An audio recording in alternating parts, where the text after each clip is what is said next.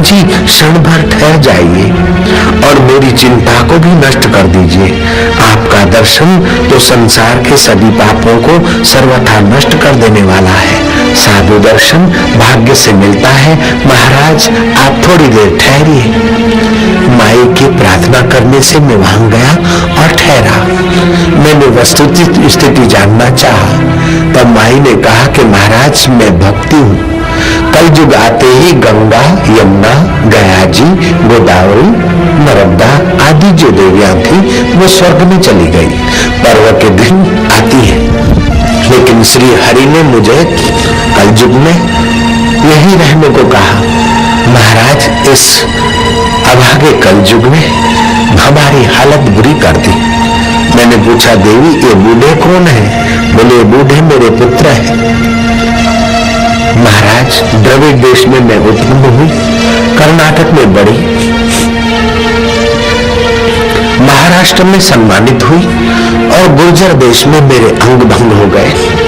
पाखंडियों ने मेरी बुरी हालत कर दी, लेकिन वृंदावन में श्री कृष्ण की चरण रज से मैं पावन हुई। मैं तो युवती हुई, लेकिन मेरे ये जो बेटे हैं बूढ़े वे बूढ़े रह गए, मूर्छित से हैं। महाराज, होना तो ये चाहिए कि माँ वृद्धा हो और पुत्र युवान हो, लेकिन उल्टा हो गया है। पुत्र वृद्ध हो गए और माँ युवती, और मूर्छित बेटों को मैं कहाँ ले जाऊं? महाराज, राजा परीक्षित ने कलयुग को मारते मारते क्या पता क्यों छोड़ा, और भगवान श्री हरि ने कलयुग बनाया तो क्यों बनाया? अब ये भक्ति भगवान में दोषारोपण अथवा परीक्षित में दोषारोपण नहीं करती है, हमारी शंकाओं का समाधान करती है। भक्ति महारानी कहती है कि भगवान ने कलयुग क्यों बनाया? उसका उत्तर है कि बच्चा गिर पड़ता है तो हर बार माँ या बाप उसे नहीं उठाते। कभी कभार बच्चे को अपने बल से उठने के लिए माँ बाप छोड़ देते हैं। सर्दी की मौसम थी, पिताजी फैक्ट्री से आए। मुन्ना सोया है, चादर पड़ी थी लेकिन ठुठर रहा था। बाप ने दूसरी चादर डाल दी। बाप भोजन कर रहा है, माँ आई, माँ ने देखा ठुठर रहा है, माँ ने अपना तीसरा कपड़ा डाल दिया। बाप भोजन करके जरा सा घूमने गया, टहल के आया, फिर मुन्ने को देखा तो 3 चादर डालने पर भी मुन्ना ठुठर रहा है। बाप ने उठाकर तीनों की 3 चादरें फेंक दी। माँ ने पूछा, ऐसा क्यों करती हूँ? बोले, जो पोष महीने की ठंडी नहीं पचा सकता है वो आषाढ़ और जेठ महीने की गर्मी नहीं पचा सकेगा, और जो गर्मी नहीं पचा सकेगा वो सर्दी नहीं पचा सकेगा, कमजोर हो जाएगा। इसे जरा अपने बल पर, अपनी शक्ति पर स्थित होने दो। ऐसे सतयुग की सुविधा, त्रेता और द्वापर की सफलताएं तो मिली इस जीव को, लेकिन कलयुग के विघ्न बाधाओं में भगवान ने फेंक कर अपने बल पर सफल होने का हमें अवसर दिया है।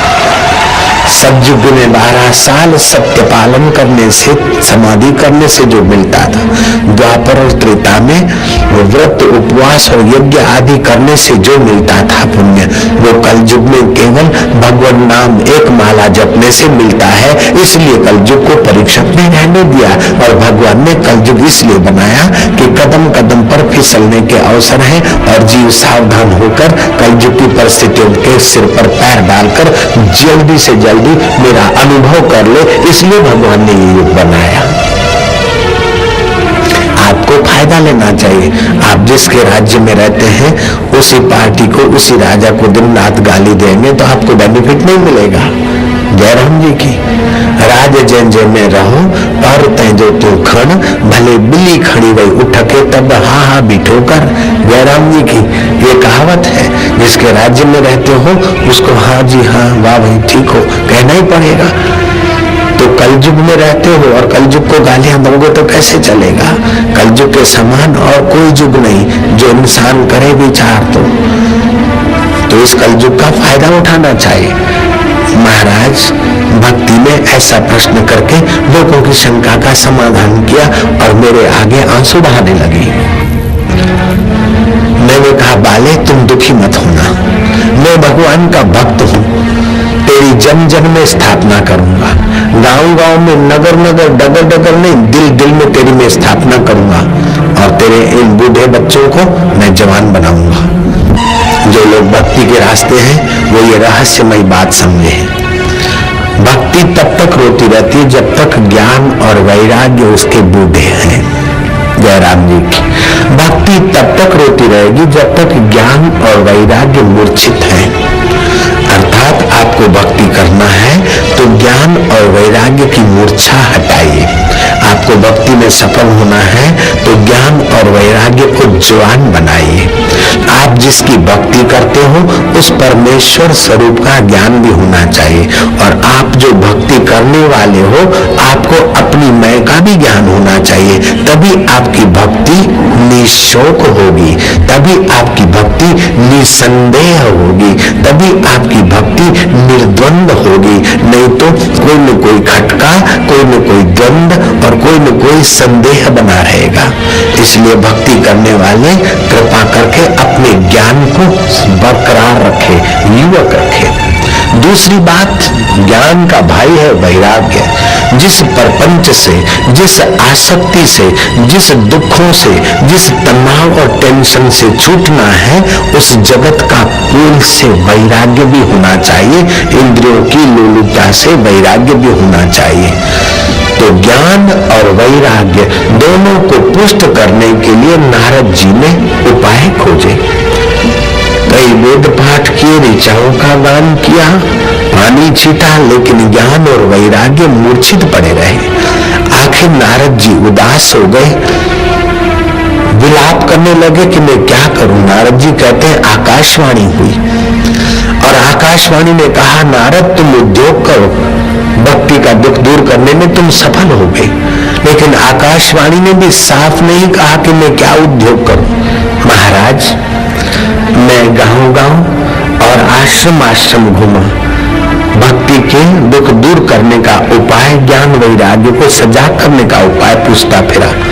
कुछ साधु तो पलायन करके चले गए, कुछ साधुओं ने मोनी बाबा का रूप धारण कर लिया और कुछ साधु कहने लगे कि हम जान इतना ही। तो मैं इसलिए विवल हूं, अभी मैं विशाला नगरी से पसार हो रहा हूं, बद्री का आश्रम जाकर ध्यान करूंगा, समाधि लगाऊंगा, भक्ति का दुख दूर करने का उपाय खोजूंगा। अगर आप इसका दुख दूर करने का कोई उपाय बताते हो तो बड़ी कृपा होगी। तब भगवान सनकादि ऋषियों ने कहा कि नारद जी भक्ति का दुख दूर करने का एक ही सुंदर उपाय है, ज्ञान वैराग्य को सजाग करने का एक ही मधुर सुंदर उपाय है। सार गर्भित, रसमय, सुखमय, ज्ञानमय, माधुर्यमय उपाय है और वह उपाय है भगवान की कथा। जयराम जी की भगवत कथा से ज्ञान और वैराग्य पुष्ट होता है। भगवत कथा से भक्ति का रुदन शांत हो जाएगा। वैसे तो तुमको ब्रह्मा जी ने चतुर्श्लोकी भागवत सुनाया, लेकिन व्यास जी ने जो विस्तार से भागवत की रचना की, उस भगवत कथा को आप करिए और भगवत कथा के प्रसाद से ज्ञान और वैराग्य पुष्ट होंगे। नारद जी ने आयोजन किया और ज्ञान वैराग्य की मूर्छा निवृत्त करने के लिए भगवत कथा का पारायण किया।